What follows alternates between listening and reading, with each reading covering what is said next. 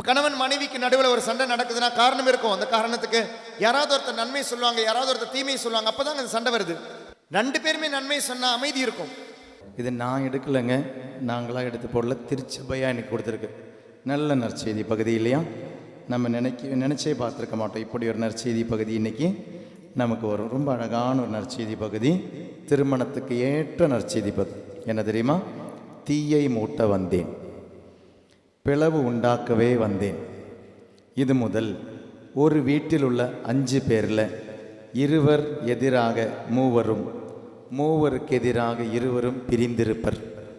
தந்தை மகனுக்கும், மகன் தந்தைக்கும், தாய் மகளுக்கும், மகள் தாய்க்கும், அடுத்ததான் ஹைலைட், மாமியார் மருமகளுக்கும், மருமகள் மாமியாருக்கும் எதிராக பிரிந்திருப்பர். நம்ம இவ்வளோ நேரம் நம்ம பார்த்த பொழுது இயேசு அமைதியை தர வந்தார். முதல் கிஃப்ட் அமைதி. இதெல்லாம் சொல்லி முடிச்சிட்டோம். ஆனால் நற்செய்தி சொல்லுது, நான் அமைதியை தர வந்தேன், நான் நினச்சேன் அப்படின்னு. அப்போ உங்களுக்கு கன்ஃபியூஷன் வரலாம், என்னடா இப்படி சொல்கிறாருங்க, நற்செய்தி இப்படி வருதே, அப்போ இயேசு அமைதியை தர வரலையா? 2 விதமான அமைதி இருக்கு. ஒன்று உலகம் தரும் அமைதி, இன்னொன்று ஆண்டவர் தரும் அமைதி. உலகம் தரும் அமைதி நிலையில்லாத அமைதி, ஆண்டவர் தரும் அமைதி நிலையான அமைதி. அவ்வளோதான் வித்தியாசம். நான் ஒரு எக்ஸாம்பிள் சொல்கிறேன். அப்போ எப்படி ஒரு குடும்பத்தில் பிளவு வருதுன்னு பாருங்க. எக்ஸாம்பிள், ரீசெண்டாக ஒருத்தங்க ஃபோன் பண்ண பொழுது அவங்க சொன்னாங்க, ஃபாதர், அவங்களுடைய பொண்ணு அவள் படிக்கிற ஸ்கூலில் பிக்னிக் அரேஞ்ச் பண்ணியிருக்கிறாங்க. கேத்தலிக் ஸ்கூல் தான். பிக்னிக் அரேஞ்ச் பண்ண உடனே எவ்வளோ ரூபான்னு சொல்லிட்டாங்க. ரூபாவை பே பண்ணிட்டாங்க. அம்மா 9,700 rupees பே பண்ணியாச்சு பிக்னிக்கு. எங்கே போகிறாங்க? சென்னையிலேருந்து ஊட்டிக்கு போகிறாங்க. 2 நாள் ட்ரிப்பு. வெள்ளிக்கிழமையான போவாங்க, ஞாயிற்றுக்கிழமை அங்கே இருப்பாங்க, சனிக்கிழமை அங்கே இருப்பாங்க, ஞாயிற்றுக்கிழமை திரும்ப வராங்க. இந்த டேட் எப்போ அனௌன்ஸ் பண்ணாங்கன்னா போன வாரம் தான் அனௌன்ஸ் பண்ணாங்க. ஆனால் ஊட்டிக்கு போகிறோன்னு சொல்லி 9,700 rupees ஒவ்வொரு குழந்தைகிட்டேருந்து வாங்கியாச்சு. டேட் அனௌன்ஸ் பண்ண போது தான் பார்த்தா ஞாயிற்றுக்கிழமை தான் ரிட்டர்ன் வருது. கேத்தலிக் ஸ்கூல், இது கேத்தலிக் பொண்ணு.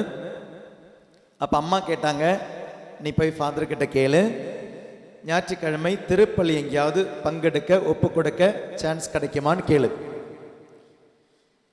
இந்த பாப்பா 10th ஸ்டாண்டர்ட் தான் படிக்கிறாங்க. இவ போய் கேட்டிருக்கிறான்.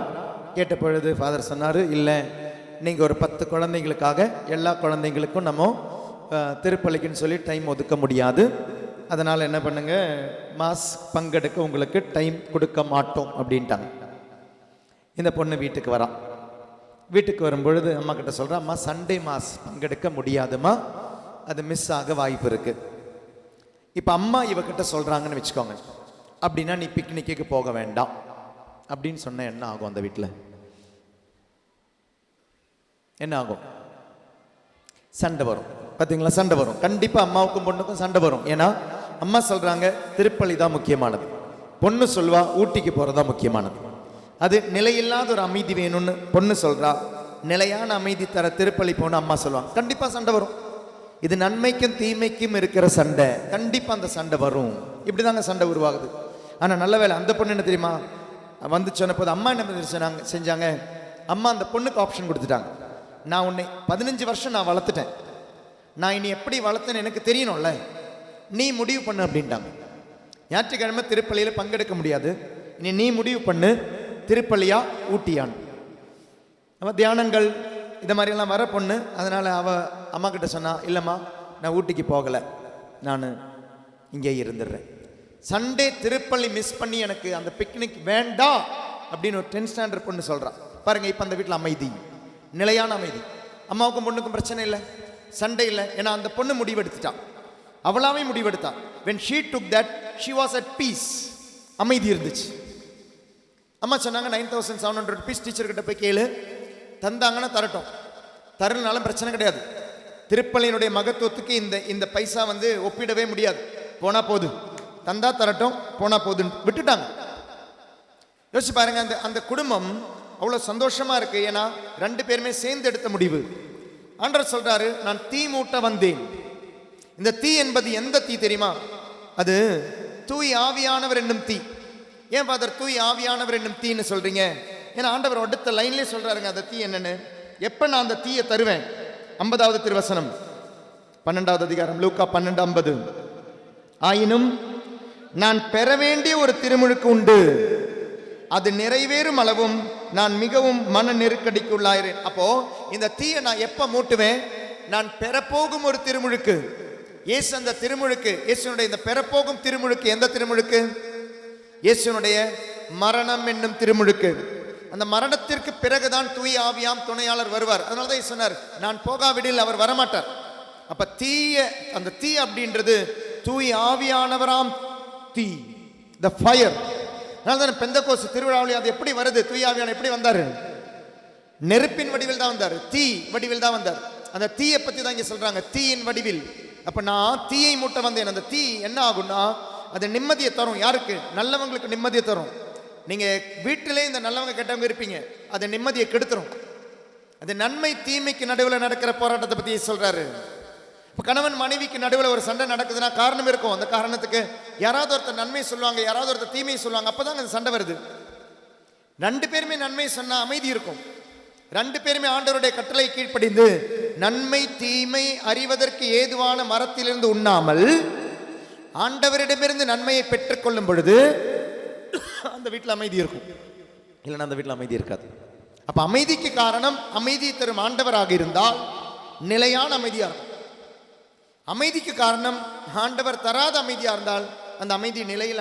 வீட்டில் 5 பேர் இருக்கிறீங்க, 5 பேரும் கேடு கட்டவங்களா இருந்தா வீட்டில் அமைதியா இருக்கும். ஏன் தெரியுமா?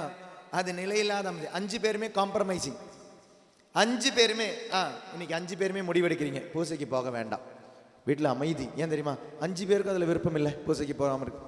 5 பேருமே சேர்ந்து முடிவெடுக்கிறீங்க, அப்பாடா அப்பாவுக்கும் கோயிலுக்கு போக விருப்பம் இல்லை, அம்மாவுக்கும் கோயிலுக்கு போக விருப்பம் இல்லை, பசங்களுக்கும் போக விருப்பம் இல்லை. அந்த வீடு எவ்வளோ அமைதியாக இருக்கும் தெரியுமா? அன்னைக்கு பூசைக்கு போகலாம். ஆனால் அதில் ஒரு ஆளாவது யாராவது இன்னைக்கு பூசைக்கு போகணும், இன்னைக்கு கேட்டிஸ்க்கு போகணும் அப்படின்னு இருந்தால் அவ்வளோதான், அவங்க எதிரியாக மாறிடுவாங்க. ஏன் எதிரியாக மாறுறாங்க? அப்போதாங்க இந்த மாமியாருக்கும் மருமகளுக்கும் சண்டை, தாய்க்கும் மகளுக்கும் சண்டை, தந்தைக்கும் மகனுக்கும் சண்டை. ஏன்னா அப்பா சொல்வார், டேய் நன்மை தீமை அறிவது மரத்தில் இருந்தல்லடா, ஆண்டவர்கிட்ட இருந்து கற்றுக்கோடா, பையனுக்கு தலையில் ஏறவே ஏறாது. அம்மா சொல்லுவாங்க, பாப்பா தயவு செய்து நன்மை தீமையை ஆண்டவர்கிட்ட இருந்து கற்றுக்கோமா, இந்த மரத்திலிருந்து கற்றுக்காத முடியாது. அப்போ தான் இங்கே சண்டை வருது. அப்போ தீயை மூட்டை வந்தேன்னா தீ இருக்க காரணம் நன்மையும் தீமையும் ஒரே வீட்டில் இருக்கு, ஒரே கணவன் மனைவிக்குள்ள இருக்கு. சப்போஸ் கணவன் மனைவிக்கு தெரியாத உறவில் இருக்கும்போது என்னைக்காவது மனைவி அதை தேடி கண்டுபிடிச்சிட்டாங்க, தெரியுது புரியுது அப்படின்னா சரி மனைவி கண்டிப்பாக சொல்லுவாங்க, எங்கே நீங்கள் தப்பான உறவில் இருக்கீங்க, சரி கிடையாது அப்படின்னு சொல்லும் பொழுது கணவன் அதை ஒத்துக்கல அப்படின்னா கண்டிப்பாக இங்கே தீ வரும். அந்த தீ என்ன வரும்? 2 பேரும் ரெண்டு துருவத்தில் நிற்பாங்க. காரணம் என்ன? கணவன் வேற உறவிலும் மனைவி வேற உறவிலும். மனைவி கணவனுக்கு தெரியாத உறவில் இருக்கும் பொழுது கண்டிப்பாக இங்கே தீ வருது. 2 பேரும் 2 துருவத்தில் இருக்கிறாங்க. ஏன் தெரியுமா? இருக்க காரணம் நன்மையும் தீமையும் ரெண்டுமே அந்த வீட்டுக்குள்ள இருக்கிறதுனால. 2 பேருமே நல்லவங்களாக இருந்தா நிலையான அமைதி, 2 பேருமே கெட்டவங்களாக இருந்தா நிலையில்லாத அமைதி. ஆனா 2 பேருமே 2 நேச்சர்ல இருக்கிறவங்களா இருந்தா கண்டிப்பா அந்த வீட்டில் தீ இருக்கும். அந்த தீயை போட்டது ஆண்டவர் தான். தீமை நன்மையும் ஒரே வீட்டில் இருக்கும்பொழுது. அப்ப இந்த வசனம் ரொம்ப ஈஸியாக புரிஞ்சுக்க முடியும். ரொம்ப சாதாரணமான ஒரு வசனம் தான். ஆனால் நமக்கு தோணும், என்னடா ஆண்டவர் அமைதியை தர வரல, வாழத்தர. மத்திய நற்செய்தியில் அது வாழை கொண்டு வர வந்தேன்னு இருக்கும். ஆனால் லூக்கா நற்செய்தியில் தீயை மூட்டை வந்தேன்னு இருக்கும். இது ரெண்டுமே ஒரே அர்த்தம் தான். ஆண்டவர் மூட்டை வந்த தீ அப்படின்றது தீமைக்கு எதிரான தீ. அது கணவனும் மனைவியாக இருந்தால் கூட கண்டிப்பாக அது அழிவை கொண்டு வரும். அதனால் ஒரே மனதிலிருந்து ஆண்டவர் தரும் அமைதியை பெற்றுக்கொள்வோம். ஆண்டவர் தரும் அமைதியை, ஆண்டவர் தரும் நன்மை தீமையை கற்றுக்கொள்ளுங்கள். உங்களுடைய குடும்பம் அமைதியிலும் நன்மையிலும் இருக்கட்டும். தந்தை மகன் தூய ஆவியின் பெயராலே ஆமென்.